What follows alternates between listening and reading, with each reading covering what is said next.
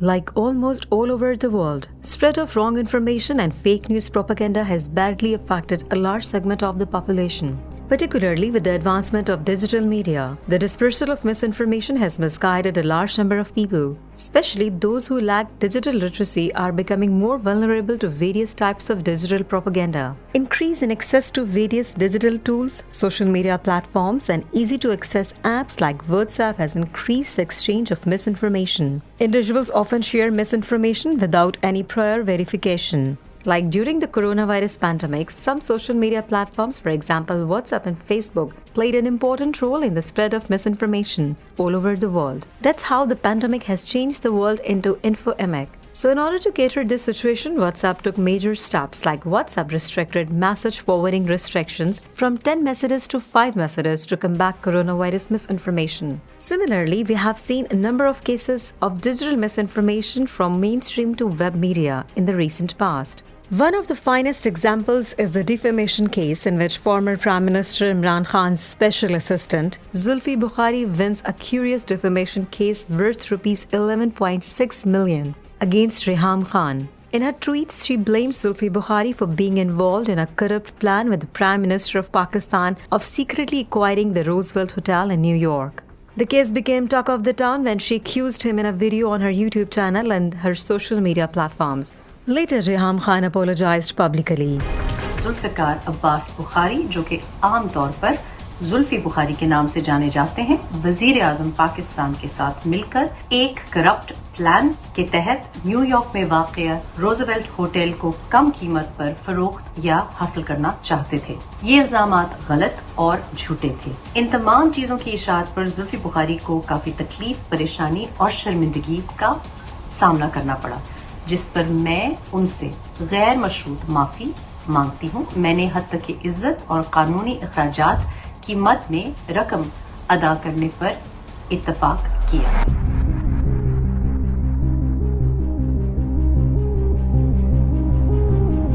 This was not only the case when ex-Prime Minister was being criticized personally. In fact, personal life of Imran Khan remained in highlights because of his third wife as well. When veteran journalist Mr. Najam Aziz Sethi claimed that Imran Khan is having troubling marital life even with his third wife, Bushra Bibi, and she might leave him, he broke this news not only via YouTube platform but also through mainstream media channel as well. चिड़िया कहती है कि फड्डा पड़ गया है बनीगाला में। आपने तो नई शादी की है। जी जी। आपको पता है कितना मुश्किल होता है घर बसाना और अपने साथी के साथ प्यार और अमन के साथ रहना। जी सर। और उसके साथ ही खुशहाली होती है घर की, बच्चों की और सबका। और अगर ऐसे ना हो तो क्या मसाइल बन सकते हैं, क्या फड्डे बन सकते हैं।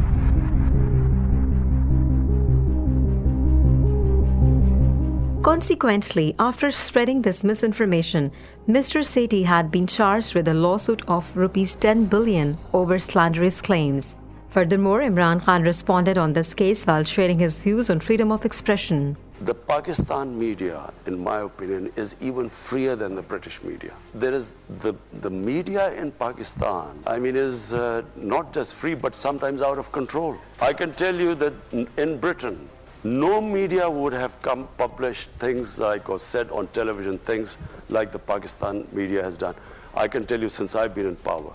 I mean, imagine, I don't even think in America this would be allowed, even though the media has this love-hate relationship with President Trump, more hate than love sometimes.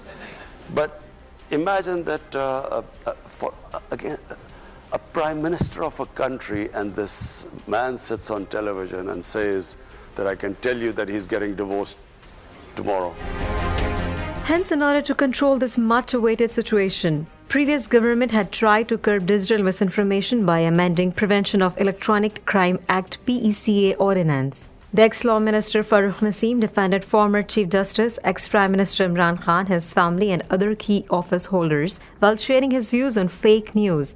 अब खातून अव्वल और इमरान खान साहब के लिए वो भाभी हैं, बहन हमारी, उनके लिए गलत इन्फॉर्मेशन कि उन्होंने घर छोड़ दिया है, तलाक हो रही है। यार क्या कर रहे हैं यार, मतलब यार हमारी बीवियां हैं, हमारी बहनें हैं, क्या कर रहे हैं।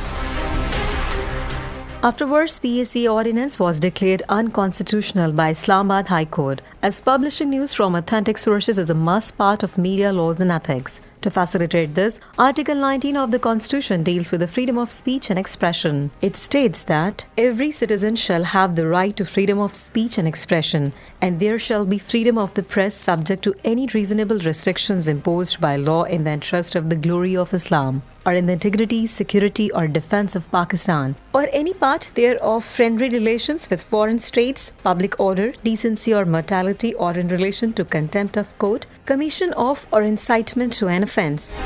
साथी का बुनियादी काम है हकायक जानने के लिए बगैर और खौफ और लालच के हकायक तक पहुंचे, उसको काउंटर चेक करे और आवाम तक पहुंचाए।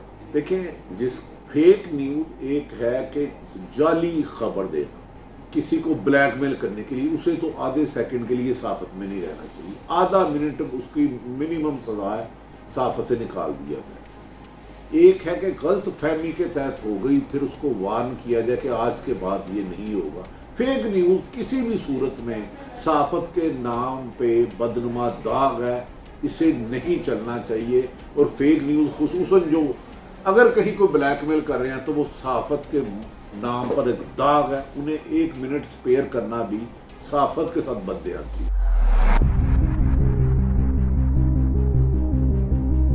This is the era of digital media, and we do have PAMRA to take responsibility for mainstream electronic media transmission.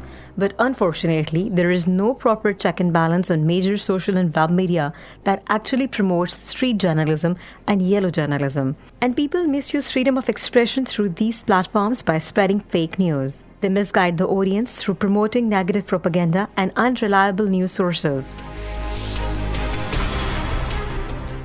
This is like a major threat to not only the journalism, it's a major threat to democracy in lots of countries around the world.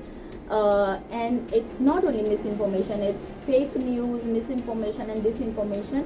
And it's very important for people to understand what constitutes fake news, what is misinformation and what is disinformation.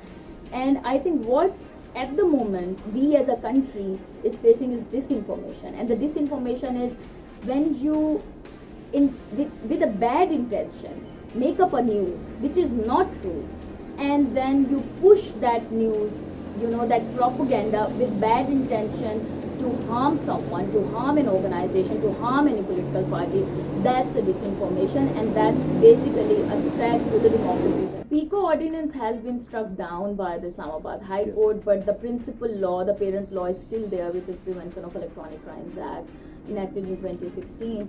The law is, basically the idea was to curb cyber crimes in Pakistan. But the problem with the law is that it has so many provisions, which has such a broad and vague and ambiguous language, which sort of can be abused by the concerned authorities and law enforcement agencies, which we have seen over the couple of years.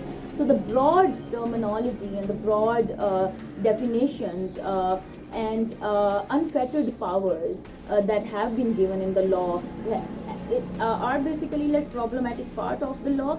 But also recently, when the PICO ordinance was struck down by the Islamabad High Court, one section, which is section 20, which has been misused against journalists a lot in last couple of years, deals with the criminal definition. Moreover, while transmitting news, sometimes even more renowned media organizations ignore national interest and security concerns. One such case appeared through an international media platform, BBC, British Broadcasting Corporation, when they published news that threatened Pakistan's national security. That's how not only the mainstream channels and social media platforms, but also internationally well-known media organizations at times take part in digital misinformation.